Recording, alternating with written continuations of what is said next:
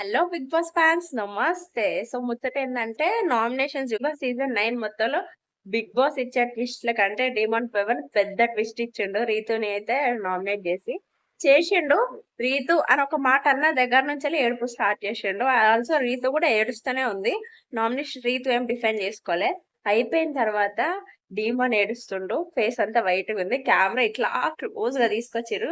ఈ వాటర్ ఇక్కడ నుంచి ఇంత గారేంత క్లోజ్‌గా లైవ్‌లోనూ క్లోజ్‌గా తీసుకపోయారు. ఎపిసోడ్ గూడా క్లోజ్‌గా తీసుకపోయారు కెమెరా. రీతు గూడా చాలా సేపు ఏడ్చింది. ఎపిసోడ్‌లో లైవ్‌లో అయితే చాలా సేపు ఏడ్చిందయితే చూపిచ్చారు. చాలా ఎమోషనల్‌గా చాలా బాధ అనిపిచ్చింది. ఇంకా భరణి, ఇమాన్యుయల్‌ని నామినేట్ జేయడం, ఇమాన్యుయల్ భరణిని నామినేట్ జేయడం. ఒకళ్ళ మీద ఒకళ్ళు ఫైర్ అవ్వడం. అసలు భరణి, ఇమాన్యుయల్‌ని చేసింది పాయింటే లేదనిపిచ్చింది. ఆల్సో ఇమాన్యుయల్ భరణిని చేసింది కూడా నాకైతే పాయింట్ లేదనిపిచ్చింది.